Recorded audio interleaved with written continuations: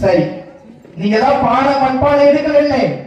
நீங்க எடுக்கலை என்பதை இதோ சிதம்பரத்தில் இருக்கக்கூடிய குளத்துல கணவன் மனைவி 2 பேரும் கைய பிடிச்சி அப்போ இங்க வச்சது எங்க காணாம போகும்.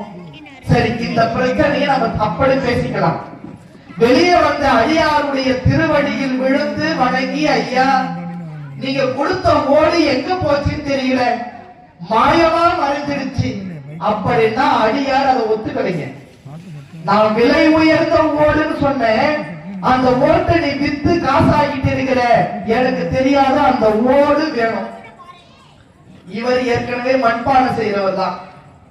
கவலைப்படாதீங்க ஐயா, நான் உங்களுக்கு புதிய ஓடு செஞ்சு தரேன். இல்லை இல்லை, நான் எந்த ஓடு கொடுத்தனோ அந்த ஓடு தான் எனக்கு வேணும். இப்பவே தெரியுது, இந்த ஓட்டை மறைய வச்சது யாரு? வந்திருக்கிறாரு இந்த ஆடு. மறைய வைத்தது இவர். வந்தவர் கேட்கிறார், ஓடு வேணும். இல்லையா, நாங்க எடுக்கல, அதை விற்கல. சரி, நீங்க என்ன பண்ணுங்க, சபையை கூட்டுங்க, நீங்க திருடுறாங்க, உங்க மேல நான் திருட்டு பாட்டம் கட்ட போறேன் அப்படின்னு ஒரு பெரிய சபையை கூட்டி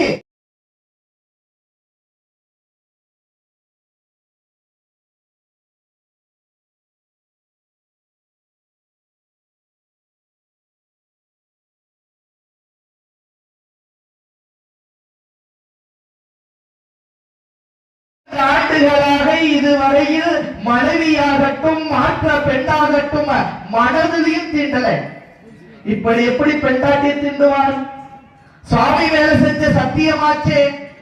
ஒரு சின்ன மூங்கில் குடிச்சி எடுத்து ஒரு முறையை மனைவி கிட்ட கொடுத்து மற்றொரு முறையை இவர் பிடித்துக் கொண்டு சிதம்பரத்தில் இருக்கக்கூடிய குளத்தில் முழுகி எழுந்தார். எழுந்திருக்கின்ற பொழுது குச்சி இல்லாமல் போய் மனைவியுடைய கரத்தை பிடித்து எந்த வயதுல சத்தியம் பண்ணாரோ அந்த இளமையோடு எழுந்தார். மேல சுவாமி பார்த்தார்.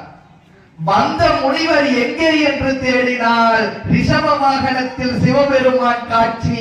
திருநீலகண்டா, உன்னுடைய பக்தியை இந்த உலகுக்கு உணர்த்துவதற்கு நான் செய்த திருவிளையாடல் உனக்கு முக்தி தருகிறேன் என்று ஆசி செய்தார். இரண்டாவது செயல், ஐயப்ப பக்தர்கள் இதிலிருந்து சதாகாலமும் இறைவனுடைய நாமத்தை மட்டுமே உச்சரிக்க வேண்டும். இல்லறவியலை தடுத்து நிறுத்தி ஒரு 48 நாட்களுக்கு உடலால உறவு கொள்ளாம இருக்கிறது பெரிய விஷயம் இல்ல, மனதளவிலும் எண்ணக்கூடாது. அப்படி வாழ்ந்தார் திருநீலகண்ட நாயனார். முதல் விஷயம், வாளால் மகமறிந்து ஊட்ட வள்ளேன். குழந்தையை அறுத்து என்னால சமைச்சு கொடுக்க முடியாது. இளமையை துறக்க வள்ளேன். இது 2 என்னால செய்ய முடியாது. மூணாவதா ஒரு விஷயம், இந்த மூணாவது விஷயம் என்னால் செய்ய முடியாத என்ன விஷயம்? திருக்காலத்தி. திருக்காலத்தி ஒரு ஊர், காளகஸ்தின்னு சொல்லுவாங்க. இப்ப யாரெல்லாம் காளகஸ்தி போய் வந்திருக்கிறான்? வாயுஸ்தலம்னு பேருங்க அந்த காளகஸ்திக்கு. அந்த நாடு மலை பகுதி. அது அந்த ஊர்ல திண்ணப்பன் என்று சொல்லக்கூடிய ஒரு வேடுவன் வாழ்ந்து வரான்.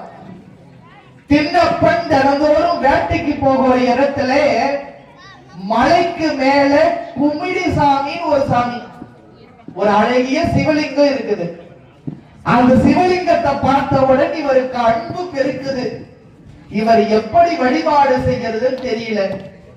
தினந்தோறும் அந்தணன் வரார், அந்த சிவலிங்கத்துக்கு பூஜை செய்கிறார், அபிஷேகம் செய்கிறார், நெய்வேதியம் படைக்கிறார், மலரை கொடுக்கிறார், மந்திரங்களை சொல்றார், வீட்டுக்கு போயிடுறார். திண்ணப்பன் பார்த்தா, ஓ உனக்கு இதெல்லாம் செஞ்சா பிடிக்குமா? சரி, நான் திருவாரூர்ல பிறந்தால் முக்தி. திருவாரூரில் பிறந்தாலே முக்தி கிடைக்கும். நம்மளால மறுபடியும் திருவாரூர்ல போய் பிறக்க முடியுமா? ஆல்ரெடி நம்ம திருப்பூர்ல பிறந்திருக்கோம். காஞ்சிபுரத்திலே வாழ்ந்தால் முக்தி. இனிமேல் நம்ம நம்ம இருக்கிற திருப்பூர்ல வீட்டு வாடகை காலி பண்ணிக்கிட்டு காஞ்சிபுரத்துல போய் வாடகை பார்த்தாலும் வாழலாம். ஆனா கம்பெனிக்கு போக முடியாது. காஞ்சிபுரத்தில் வாழ்வது சிரமம். சரி, காசியில் இறந்தால் முக்தி. நம்ம இங்கதான் இறப்போம் அப்படி நமக்கு தெரியுமா? அதுவும் சிரமம். திருவண்ணாமலையை நினைத்தால் முக்தி. எப்படி நினைக்கணும்? நெருப்புல மெழுகு சேர்ந்தா எப்படி உருகுமோ அதுபோல உருகி அண்ணாமலையார நினைக்கணும். எங்களுக்கு இருக்கிற வேலையில எங்க வீட்டு குழந்தையும் வீட்டுக்காரன் நினைக்கவே நேரம் இல்லை. மணி 9க்கு எதிர்நீச்சல் போடுவாங்க, நாங்களே எண்ணத்துல உட்கார்ந்துக்கிறோம். இதுல எங்கயா அண்ணாமலையார நினைக்கிறது? திருவாரூரில் இறக்க முடியாது, காஞ்சிபுரத்திலே வாழ முடியாது, நினைக்க முடியாது. ஆனால் சிதம்பரத்தை ஒரே ஒரு முறை சென்று தரிசனம் செய்தால் சிதம்பரம் போய் தரிசனம் பண்ணணும் நடராஜ பெருமானை. எங்களுக்கு ஏதாவது உட்கார்ந்தா எழுதுக்க முடியல, எழுந்தா உட்கார முடியல. இதுல எங்கயா சிதம்பரம் போறது? உங்களுக்கு இன்னொரு எளிமையான வழி என்ன தெரியுமா? இங்க நம்ம இடத்துல இருந்து ஒரு 5 கிலோமீட்டர் அவினாசி அப்படின்னு யாராவது கூட தப்பா நினைக்கிறவர். 60 வயது வரை வாழ்ந்தார். இவருடைய தொண்டை உலகுக்கு அறிய செய்ய விரும்பினார் சிவபெருமான்.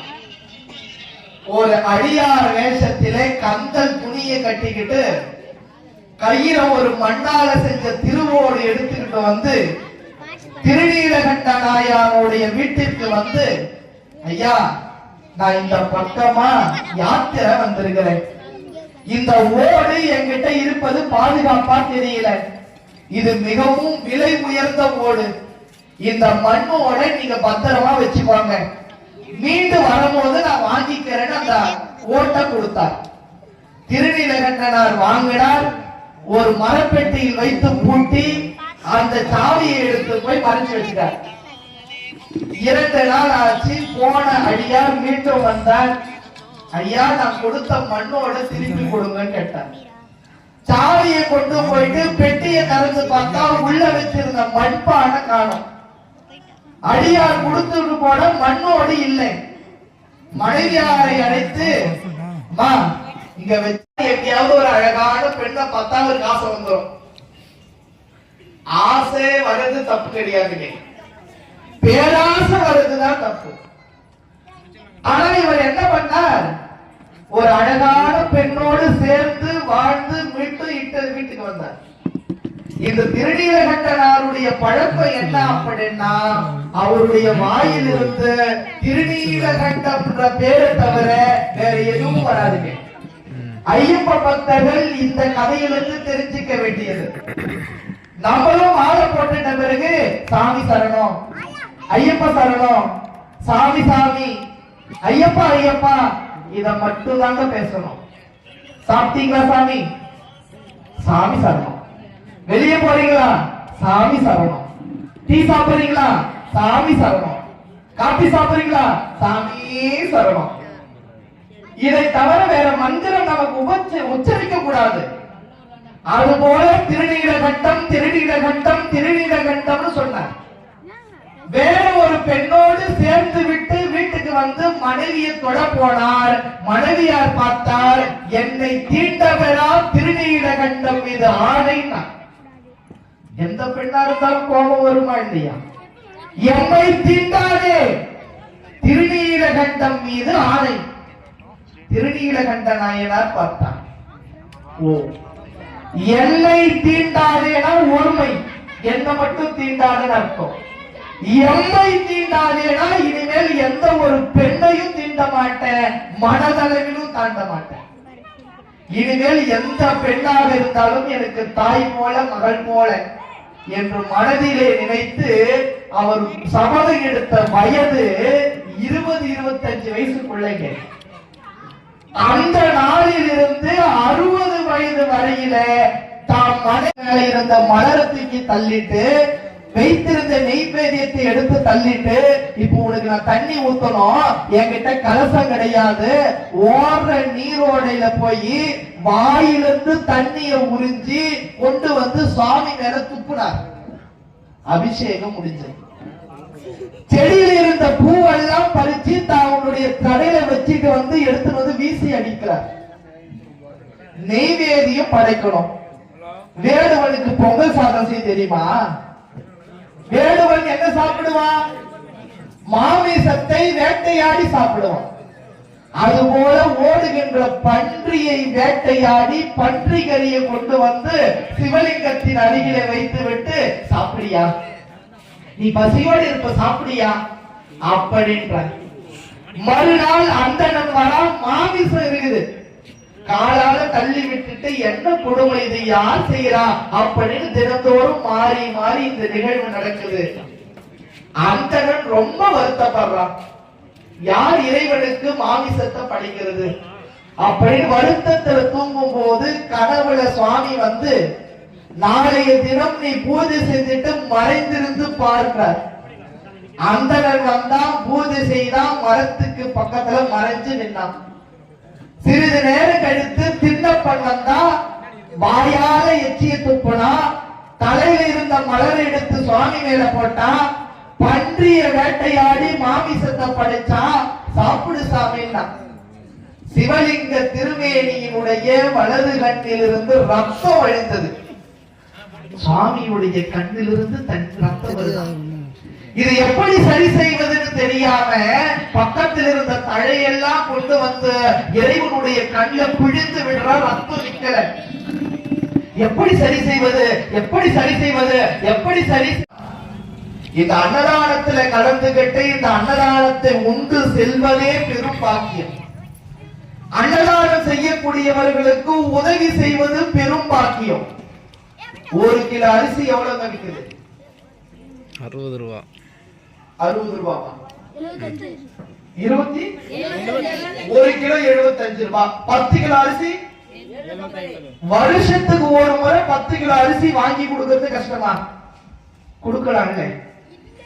கோவிலுக்கு போகும்போது நீங்க எதை கொண்டு போறீங்களோ இல்லையோங்க, ஒரு சின்ன பாத்திரத்துல புளி சாதம் செஞ்சு எடுத்துக்கோங்க. இந்த ஓலையில செஞ்ச தொன்னை இருக்குல்ல, அது ஒரு 50 தொன்னை எடுத்துக்குங்க. சாமி கும்பிட்டு வெளியே வந்து அந்த தொன்னையில கொஞ்சம் கொஞ்சம் புளி சாதம் கொடுத்து கொடுங்களேன். வாங்குறவங்க எவ்வளவு சந்தோஷமா வாங்குவாங்க தெரியுமா? பிரசாதம் கிடைச்சிருச்சு அப்படின்னு. இதை நம்ம இனிமேல் தினந்தோறும் கோவிலுக்கு போகும்போது செய்யலாம் இல்லையா? கொஞ்சம் புளி சாதம் செஞ்சு எடுத்து போறது கஷ்டமா, நமக்கு எடுத்துட்டு போகலாம். தானம் வேற, தர்மம் வேறங்க. தானம் என்பது நம்மை தேடி வருபவர்களுக்கு கொடுப்பது தானம். நம்ம கிட்ட இருக்கிறத நம்ம கிட்ட தேடி வரவங்களுக்கு கொடுக்கிறது தானம். இல்லாதவர்களை தேடி சென்று கொடுப்பது தர்மம். தானம் நம்மை தேடி வருபவர்களுக்கு கொடுப்பது, தர்மம் இல்லாதவர்களை தேடி சென்று கொடுப்பது. கர்ணன் செஞ்சது தானம், தர்மம் செஞ்சது தர்மம். கர்ணன் தன்னை யார் தேடி வந்தாலும் கொடுப்பான். வலது கை கொடுப்பது இடது கைக்கு தெரியாம கொடுப்பான். என்ன பண்ணா துரியோதனே? கர்ணனுக்கு ஒரு அங்க நாட்டையே கொடுத்து தானம் பண்ணு சொல்லிட்டான். சகுனி கேட்டான், தானம் பண்ணு சொன்னியே, அவன் சொத்தையா கொடுக்கிறான், அதனால அவன் தானம் பண்றான். துரியோதனன் பார்த்தானாமா, நாளைக்கு ஒரு போட்டி வச்சுக்கலாம். ஒரு மலை அளவு செல்வம் உனக்கு கொடுக்கிறேன், ஒரு மலை அளவு செல்வம் கர்ணனுக்கு கொடுக்கிறேன். நாளைய பொழுதுல அதை நீங்க தானம் பண்ணி தீர்க்கணும்னா. காலையில தானம் ஆரம்பித்தது. சகுனி வந்தவங்களுக்கு எல்லாம் எடுத்து எடுத்து கொடுத்தான். மாலையில 6 மணி ஆச்சு. துரியோதனை வந்து பார்க்கும் போது சகுனி கிட்ட ஒரு 10 கிலோ தங்கம் நின்றுது. சகுனி நினைச்சா, காலையில இருந்து எல்லாருக்கும் கொடுத்து கொடுத்து என்கிட்ட 10 கிலோ தான் இருக்குது, கர்ணன் எப்படியும் அரை மழையாவது வச்சிருப்பான்னு. கர்ணன் கிட்ட போனா ஒரு புகழ் கூட இல்லையாங்க. எப்படிடா கொடுத்து தீர்த்தன் கேட்டா, சகுனி வந்தவங்க எல்லாருக்கும் கொடுத்தா, கர்ணகிட்ட ஒருத்த வந்து தானம் கேட்டா இந்த மாதிரியே எட்டுப்படாட்டா மத்தவங்களா இருந்தாலும் கொடுக்கறதுக்கு மனசு இருக்கும் இல்லை. கோவில் உள்ள போகும்போது 500 ரூபாய் பாக்கெட்ல 100 500 ரூபாய் இருக்கும். எடுத்து வாசப்படி கிட்ட போகும்போது சரி தட்டுல ஒரு 100 ரூபாய் போடலாம்னு நினைப்போம். நந்திய பெருமான தாண்டும் போது ஏன் 100 ரூபாய் போடுவானே ஒரு 50 ரூபாய் போட்டா போதாதான்னுவோம். சாமியை கும்பிட்டு ஐயர் கிட்ட வர நேரத்துல மனசு மாதிரி 10 ரூபாய் போட்டு வருவோம். நான் சொல்றது ஐயப்பன் பக்தர்கள் கிடையாது, திருப்பூர்ல இருக்கிறவங்க கிடையாது. நான் சொல்றது திருவண்ணாமலை தாண்டி நீங்க எல்லாம் வரவங்களுக்கு இல்லைன்னு சொல்லாம கொடுக்கிறோம். முதல் விஷயம், சிறுதொண்டநாயனார் போல நம்மால் குழந்தையை அறுத்து உணவு கொடுக்க முடியாது, ஆனால் தானம் செய்யலாம். ஐயப்ப பக்தர்கள் முதல் கொள்கையாக எடுத்துக் கொள்ள வேண்டியது அன்னதானம் செய்வது. அடுத்து பட்டினத்தார் இரண்டாவது ஒருவரை சொல்லி, இவரால் என்னால் வாழ முடியவில்லை, மாது சொன்ன சூழால் இரமையை துறக்க வல்லேன். தில்லை சிதம்பரம் ஒரு நகரங்க, சிதம்பரம் ஒரு ஊர் இருக்கு. அந்த சிதம்பரத்திலே தில்லை நடராஜ பெருமான் எண்ணம் உயர்ந்ததாக இருக்கும். அதனால் இறைவனுடைய விருப்பத்தில் விட்டு விடுங்கள், இறைவன் நமக்கு எது கொடுக்க வேண்டுமோ கொடுப்பான். இந்த 3 விஷயம் நம்மளால செய்ய முடியுமான்னு தெரியல. ஆனா கடவுள்கிட்ட நம்ம ஒரே ஒரு விஷயத்தை வேண்டலாம். ஈன்ற பிள்ளையை தாய் அடித்தால் தந்தை உடன் வந்து அணைப்பார். குழந்தைய அம்மா அடிச்சா அப்பா ஓடோடி வந்து குழந்தைய அடிக்காதடி அப்படின்னு அணைப்பான். தந்தை அடித்தால் தாய் ஓடி வந்து அணைப்பாள். அப்பா அடித்தா குழந்தை அடிச்சா வழி தாங்க மாட்டான்னு நினைப்பான். எனக்கு ஈன்ற தாயும் தந்தையும் சபரிமலை வாயும் ஐயப்பனே, என்னை பெற்ற தாயும் தந்தையும் நீதான் ஐயா, என்னை அடித்தது போதும் அடைத்திடல் வேண்டும் ஐயா. துன்பமில்லாத வாழ்வு எனக்கு கொடு இறைவா என்று சொல்லி இந்த நல்ல ஒரு வாய்ப்பினை அடியேனுக்கு ஏற்பாடு செய்து கொடுத்து, மழை பெய்தாலும் அந்த மழையை நிறுத்துற வித்தை எங்களுக்கு தெரிஞ்சிருக்கியா அப்படின்னு பெஞ்ச மழையை நிறுத்தி வச்சு அடுத்தடுத்த நிகழ்வுகள் சீரோடு சிறப்போடு நடக்க வேண்டும் என்று மனமுவந்து இந்த நிகழ்வினை நடத்தி கொண்டிருக்கக்கூடிய விழா குழுவினர்களுக்கு அடியனுடைய சிறப்பாய்ந்த கரம் குவித்த நன்றியினை தெரிவித்துக் கொண்டு, உங்க வீட்டு குழந்தைக்கு ஏதாவது தப்பு பண்ணா நம்ம வீட்டு குழந்தை தெரியாம தப்பு பண்ணிச்சுன்னு மன்னிப்பீங்கல்ல, அதுபோல இந்த குழந்தை பேசும் பொழுது சொற்குற்றமோ பொருள் குற்றமோ இருக்கும்படி பேசியிருந்தால் அடியேனை உங்கள் வீட்டு குழந்தையாக நினைத்து மன்னித்து அருள் செய்வீர்கள் என்று சொல்லி அனைவரிடமும் பிரிய மனமில்லாமல் பிரிந்து செல்கின்றேன். மீண்டும் ஒரு வாய்ப்பினை அடுத்த ஆண்டு தருவீர்கள் என்ற ஒரு நம்பிக்கையில், அடுத்த ஆண்டு மழை இல்லாமல் இருந்தால் ஒரு 3 மணி நேரம் பேசலாம். அடுத்த ஒரு நிகழ்வாக திருப்பூர் மிமிக்கிரி செம்மல் நவரச நாயகன் போல நவரச குரலோன் ஐயா பாலா ஐயா அவர்கள், அவருடைய மேடையை அவர் மேடையில ஏறிட்டா ஒரு ஆள் ஏறி 10 பேர் குரல்ல கொண்டு வந்து கொடுப்பார். அவ்வளவு அருமையான நிகழ்வு நடத்தக்கூடியவர். அவருடைய நிகழ்வு தொடர்ந்து நடக்க இருக்கிறது. வந்த வேடத்தில் இருந்த சிவபெருமான் சொன்னார், ஐயா என் கூட உட்கார்ந்து சாப்பிடுறதுக்கு இந்த வீட்டுல ஏதாவது குழந்தை இருந்தா கூப்பிடுங்க. அருகிலே நின்றிருந்த பெண்ணானவர் பார்த்தார், ஐயா இந்த வீட்டுல ஒரு குழந்தை இருந்தது ஐயா, 5 வயது நிரம்பிய குழந்தை, சீராளன் என்றும் பெயர் வைத்து சீரோடு சிறப்போடு வளர்த்து வந்தோம். அந்த குழந்தையை தான் ஐயா நீங்கள் கேட்டீர்கள் என்று உணவாக சமைத்து வைத்திருக்கிறேன்.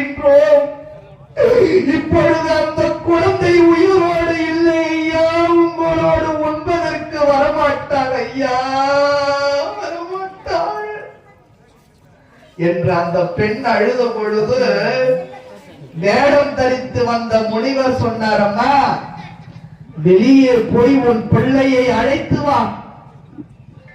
சொன்ன வார்த்தைக்கு உடனே இந்த பெண் வெளியே போய் கூப்பிட ஆரம்பிச்சா.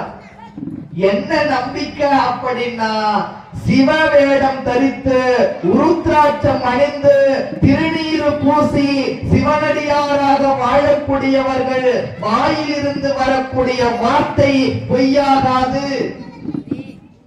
அந்த வார்த்தைக்கு நம்பி வாசலிலே சென்று நின்று சீராளா சீராளா அடியார் உடன் உன்னை அழைக்கின்றன் வாராய் என்று அழைத்தவுடன காலையில பள்ளிக்கூடத்துக்கு போன குழந்தை பைய மாட்டிக்கிட்டு அம்மா அம்மா என்று ஓடி வந்தது.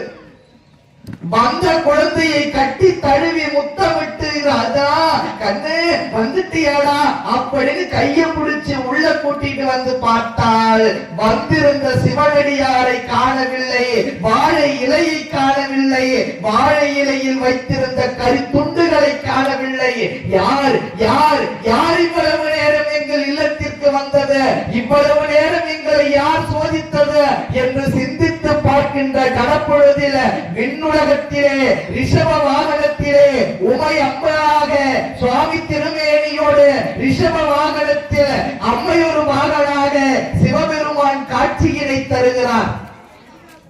பரஞ்சோதி, கவலை கொள்ளாதே, உன்னை சோதிக்கவே நான் தந்தேன் என்று சிவபெருமான் காட்சியினை தந்து அருள் செய்து சென்றார். முதல் விஷயம், வாழால் மகவறிந்து ஊட்ட வல்லேன். அதுபோல எங்க வீட்டுல வந்து யாராவது கேட்டா குழந்தைய அறுத்து நான் சமையல் செஞ்சு கொடுக்க முடியுமா? என்னால செய்ய முடியாது இறைவா. இதுல இருந்து நம்ம ஐயப்ப பக்தர்கள் என்ன தெரிஞ்சுக்கணும் அப்படின்னா, நம்ம வாழ்நாள் முழுதும் சாப்பாடு போடுறோமோ இல்லையோ, மாலை தரித்த நாள் முதலாக மலைக்கு சென்று வரும் நாள் வரையில் தினந்தோறும் யாராவது ஒருத்தருக்கு சாப்பாடு கொடுங்க. மாலை போட்டிருக்கிற எல்லாரும் இது ஒரு கட்டியமா எடுத்துக்கணும். ஏன் நம்ம இப்ப என்ன பண்ணிருக்கோம், அன்னதான நிகழ்வு முதல்ல நடத்துறோம் இல்லையா, சோறு போடணுங்க. போதும் என்று சொல்லக்கூடிய ஒரே ஒரு தானம் அன்னதானம் மட்டும்தான். ஒருத்தருக்கு ஒரு 50 லட்சம் ரூபாய் கொடுத்தா போதும் சொல்லுவானா? வருகின்ற எல்லாருக்கும் ஒரு 1000 ரூபாய் காசு கொடுத்தா மறுபடியும் வரிசையில் வந்து நிற்பான். சாப்பாடு எவ்வளவு வாங்குவான்? வயிறு நிரம்ப வாங்குவாங்க, இரவு வச்சு சாப்பிடலான்னு வாங்குவாங்க, இல்ல நாளைக்கு காலையில வச்சு சாப்பிடலான்னு வாங்குவாங்க. ஒரு வாரத்துக்கான சாப்பாடு வாங்க முடியுமா? அதனால போதும் என்று சொல்லக்கூடியது அன்னதானம் மட்டும்தான். பக்தர்கள் இனிமேல் வழி நடத்திக்கலாம். நம்மளால குழந்தைய அறுத்து சாப்பாடு கொடுக்க முடியாது, ஆனால் அரிசி சாதத்தை கொடுக்கலாம் இல்லையா? தினந்தோறும் யாராவது ஒருத்தருக்கு அன்னதானம் கொடுங்க. கவனிச்சு கேளுங்க. ஒரு அம்மா என்ன பண்ணுச்சு, தன்னுடைய வீட்டுக்கு வந்து ஒரு யாசகர் பிச்சை கேட்கிறார். மா சாப்பாடு இருந்தா கொடுமா. இந்த அம்மா என்ன பண்ணாங்க, தன்னுடைய குழந்தையை அழைச்சு, ராஜா நான் உன் கையால அரிசி போடுறான்னு கொடுத்தாங்க. இந்த பையன் ஒரு கைப்பிடி அரிசி கொடுத்தான்.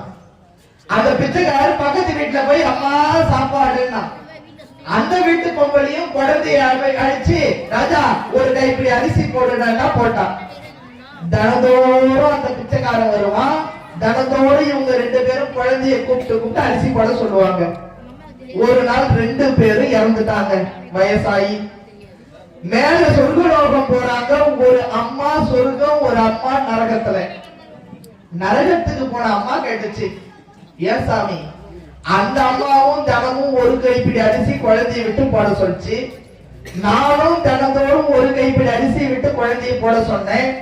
அந்த அம்மாவுக்கு சொர்க்கம், எனக்கு மட்டும் ஏன் நரகம்?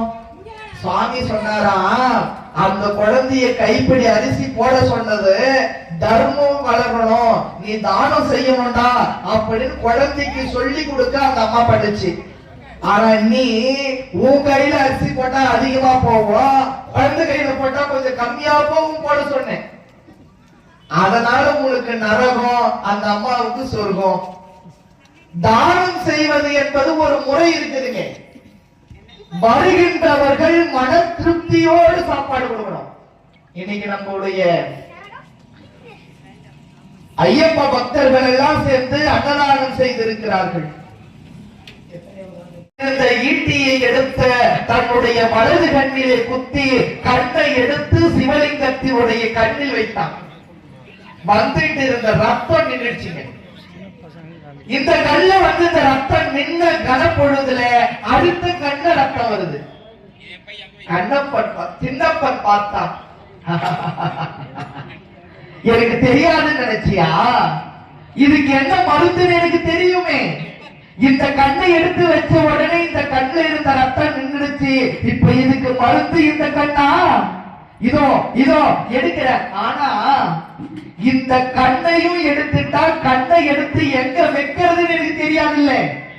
அதனால எழுந்து நின்று காலணி செருப்பு அணிந்திருந்தவன காலை எடுத்து சிவபெருமானுடைய மறு கண்ணிலே வைத்து ஈட்டியை எடுத்து தன்னுடைய கண்ணை குத்துவதற்கு நெருக்கி சென்றான். சிவபெருமானுடைய கரம் தடுத்தது.